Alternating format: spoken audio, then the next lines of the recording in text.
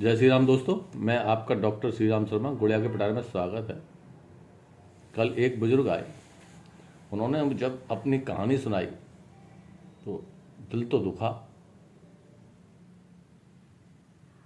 पर उस पर कुछ मेरे एक भक्त हैं, कवि हैं, उन्होंने दो शब्द कहे थे, वो मुझे याद हैं, वो आपको सुनाता हूँ। उन पर बिल्कुल सटीक बैठते हैं। उन्होंने पूरी कहानी बताई उसके आधार पर। माँ रोती है, बाप नहीं रो सकता, खुद का पिता मर जाए फिर भी नहीं रो सकता, क्योंकि छोटे भाइयों को संभालना है। माँ की मृत्यु यह वह नहीं रो सकता, क्योंकि बहनों को सहारा देना है। पत्नी हमेशा के लिए साथ छोड़ जाए फिर भी नहीं रो सकता, क्योंकि बच्चों को सांत्वना देनी होती है।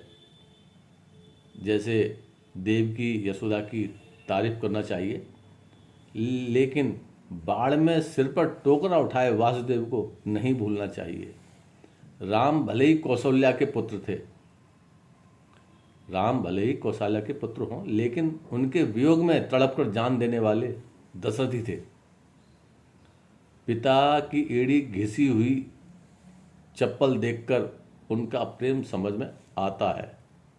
उनकी छेदों वाली बनियान देखकर हमें महसूस होता है कि हमारे हिस्से के भाग्य के छेद उन्होंने ले लिए।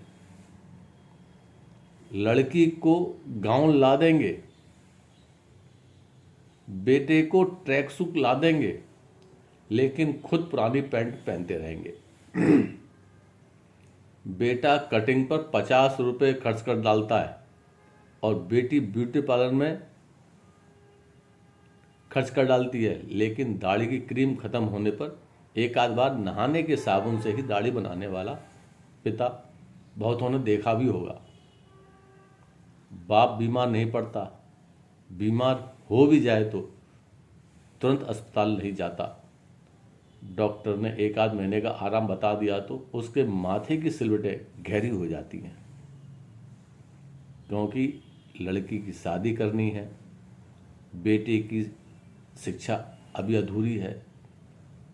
आय ना होने के बावजूद बेटे बेटी को मेडिकल इंजीनियर में प्रवेश करवाता है। कैसे भी एडजस्ट करके बेटे को हर महीने पैसे भिजवाता है। वही बेटा पैसा आने पर दोस्तों को पार्टी देता है। किसी भी परीक्षा में परिणाम आने पर माँ हमें प्रिय लगती है, क्योंकि वह तारीफ करती है, पुचकारती है, हमारा गुणगान करती है। लेकिन चुपचाप जाकर मिठाई का पैकेट लाने वाला पिता अक्सर बैकग्राउंड में चला जाता है। पहली बार माँ बनने पर स्त्री का खूब मिजाज पुरसी होती है, खातिरदारी की जाती है, स्वाभाविक भी है, आखिर उसने कष्ट उठाए हैं। लेकिन अस्पताल के बरामदे में बेचनी से घूमने वाला,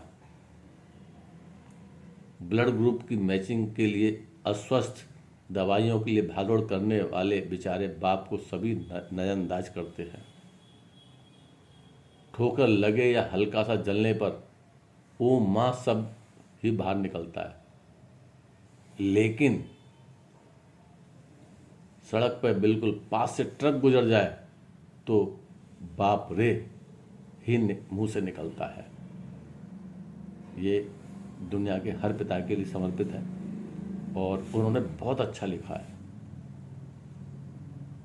वो कल जो आए थे उन पर बिल्कुल सटीक बैठा, उन्होंने जो जो बात बताई वो उन पर बैठी। दुख भी हुआ। मैं सांत्वना देने के अलावा उनको जो बताना था बताया। भगवान उनको लंबी आयु दे। परेशानी तो उनके घर में है ही है, बच्चे हैं, नाती पोते हैं। परेशानी जो है वो बाप को है। आपको ये कहानी नहीं, अपने ऊपर सोचिए। आज जवान हैं, कल बाप बनेंगे, बुढ़े होंगे। ये हाल हमारा ना हो, तो इसीलिए समाज में सुधार की ज़रूरत है। समाज से पहले अपने घर में सुधार की ज़रूरत है। बेटे ये ना समझें कि वो कभी बाप नहीं बनेंगे, बाप भी बनेंगे और दादा भी बनेंगे। इसलिए आज के लिए इतना ही काफ़ी। थोड़े को ज़्यादा समझें और समझें और समझें, अमल करें। इसी के साथ जय श्री राम।